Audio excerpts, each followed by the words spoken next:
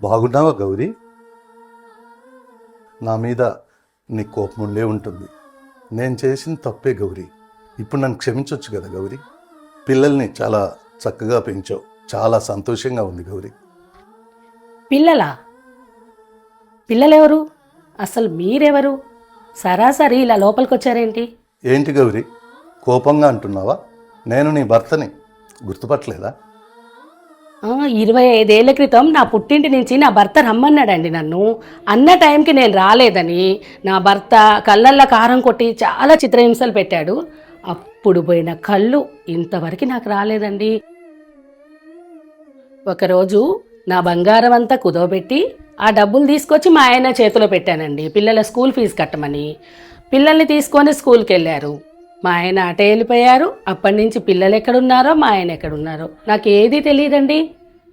ఈ వ్యాపారం చేస్తాను, ఆ వ్యాపారం చేస్తానని నా డబ్బంతా తీసుకొని నమ్మించి మోసం చేశారండి మా ఆయన.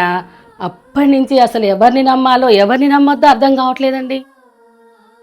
ఎందుకండి ఇలా మోసం చేస్తున్నారని అడిగానండి ఒకసారి మా ఆయన్ని. అప్పుడు నన్ను నీకెందుకని చెప్పేసి చీర చినిగే వరకు బాగా కొట్టి బజార్లో పడి పారిపోయేలాగా చేశాడండి. ఏంటండి అని మా అత్తగారిని మా మామగారిని అడుగుదామని వస్తే తప్పంతా నీ దగ్గర పెట్టుకొని నా కొడుకుని అంటున్నావా నువ్వని వాళ్ళు కూడా నన్ను ఎల్లగొట్టారండి. అప్పుడు వచ్చానండి ఇంటికి. అప్పటి నుంచి ఇక్కడే ఉంటున్నాను నేను. కానీ మీరెవరో నాకు గుర్తు రావట్లేదండి. ఆయన ఆఫీస్ నుంచి ఇంటికి వస్తారు కదండి, అక్కడున్న కోపాన్నంతా తీసుకొచ్చి నా ఒంటి మీదే చూపిస్తారండి. ఆడబిడ్డ లేదన్నా నాదే తప్పు, అత్తమామ లేదన్నా నాదే తప్పు. అంత గుర్తింపునిచ్చేవాడండి మా ఆయన. అలాంటి మంచి భర్త నా గుండెల్లో ఉండగా మీరెవరండి వచ్చి గౌరీ అని పిలుస్తున్నారు? మీరు బయలుదేరితే నా పని నేను చూసుకోవాలండి. అప్పుడు నాకేమీ తెలియదు గౌరీ, తెలుసు తెలియక తప్పు చేశాను. ఇప్పుడు అలా కాదు గౌరీ, మొత్తం మారిపోయాను. చాలా డబ్బు కూడా సంపాదించాను గౌరీ.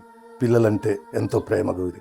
నీ విలువ ఏంటో నాకు తెలిసి వచ్చింది గౌరీ. మనందరం కలిసి చక్కగా కలిసి ఉందాం గౌరీ. క్షమించండి, ఇప్పుడు నేను ఎవరిని నమ్మే పొజిషన్లో లేను.